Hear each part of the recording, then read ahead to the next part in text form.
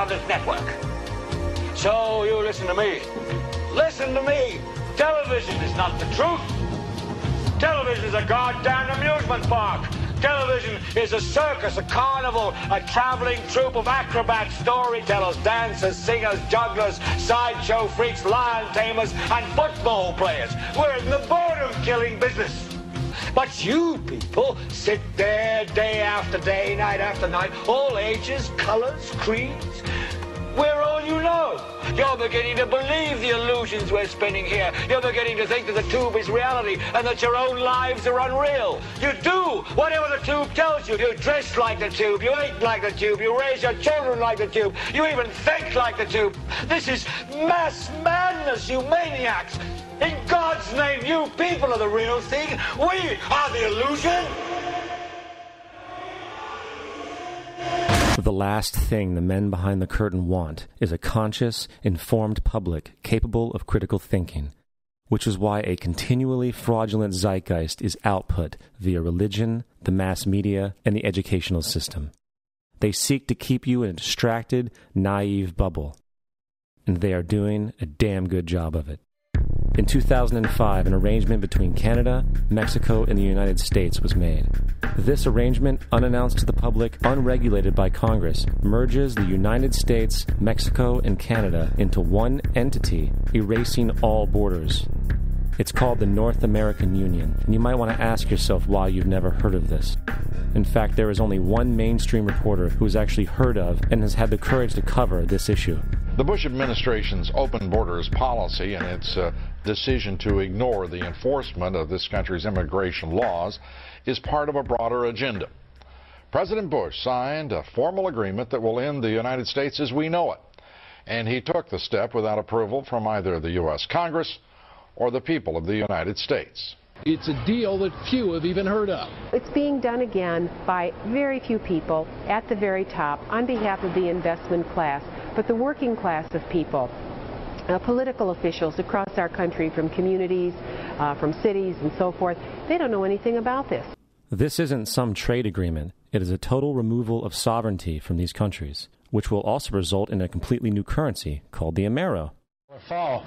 Apart from that, I think one thing people who are dollar-based need to focus on is the Amero. That's the one thing that nobody's talking about that I think is going to have a big impact on everybody's life in Canada, the U.S., and Mexico. The Amero is the proposed new currency for the North American community, which is being developed right now between Canada, the U.S., and Mexico to make a borderless community, much like the EU, and the dollar, Canadian dollar, U.S. dollar, and the Mexican peso replaced by the Amero. By default of this agreement, the American Constitution will eventually be obsolete. You would think that a situation like this would be on the cover of every major newspaper. That is until you realize that the people who are behind this movement are the same people behind the mainstream media, and you are not told what you're not supposed to know. The North American Union is the same concept as the European Union, the African Union, and the soon-to-be Asian Union, and the same people are behind all of them. And, when the time is right, the North American Union, the European Union, the African Union, and the Asian Union will be merged together, forming the final stages of a plan these men have been working on for over 60 years. A one-world government.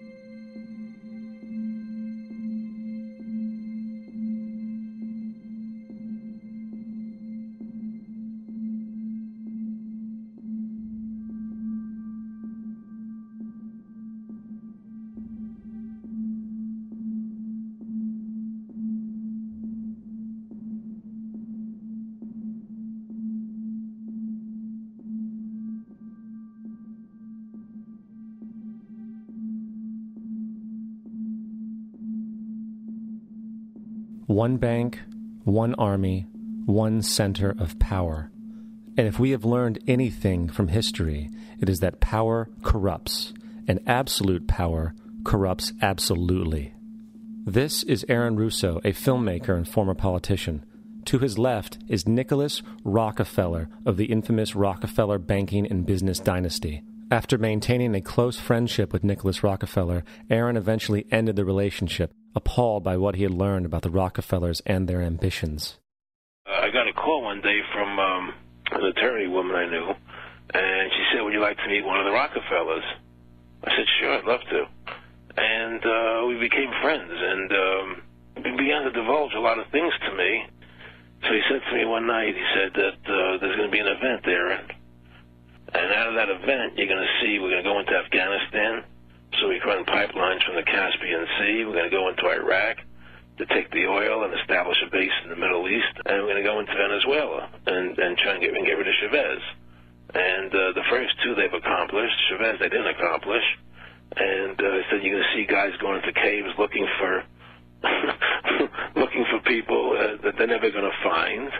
You know, he was laughing about the fact that you have this war on terror. There's no real enemy. He's talking about how by having this war on terror, you can never win it because it's an eternal war. And so you can always keep taking people's liberties away. And I said, how are you going to convince people that this war is real? He said, but the media can convince everybody it's real. I mean, you know, it's just that you keep talking about things. You keep saying it over and over and over again, and eventually people believe it. You know, you created the Federal Reserve in 1913 through lies.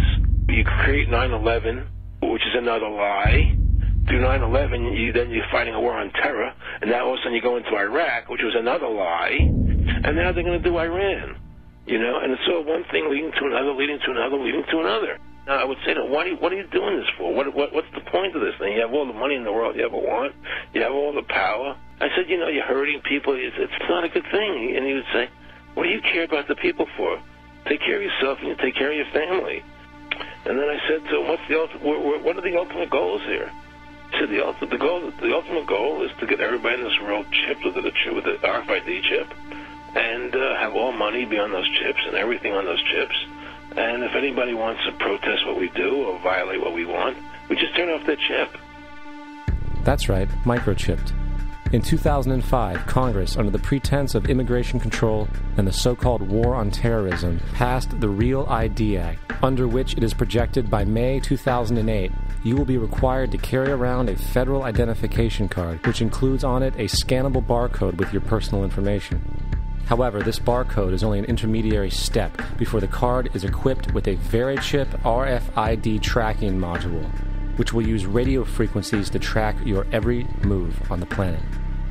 If this sounds foreign to you, please note that the RFID tracking chip is already in all new American passports. And the final step is the implanted chip, which many people have already been manipulated into accepting under different pretenses. We have a Florida family who are really pioneers in a brave new world. They have volunteered to be the first ever to have microchip identification devices implanted into their body. After 9/11, I was really concerned with the security of my family. I wouldn't mind having something planted permanently in my arm that would identify me. In the end, everybody will be locked into a monitored control grid where every single action you perform is documented. And if you get out of line, they can just turn off your chip, for at that point in time, every single aspect of society will revolve around interactions with the chips. This is the picture that is painted for the future if you open your eyes to see it. A centralized one-world economy where everyone's moves and everyone's transactions are tracked and monitored, all rights removed. The most incredible aspect of all. These totalitarian elements will not be forced upon the people. The people will demand them. For the social manipulation of society through the generation of fear and division has completely detached humans from their sense of power and reality. A process which has been going on for centuries, if not millennia. Religion, patriotism, race, wealth, class, and every other form of arbitrary, separatist identification and thus conceit has served to create a controlled population, utterly malleable in the hands of the few. Divide and conquer is the motto, and as long as people continue to see themselves as separate from everything else, they lend themselves to being completely enslaved. The men behind the curtain know this, and they also know that if people ever realize the truth of their relationship to nature,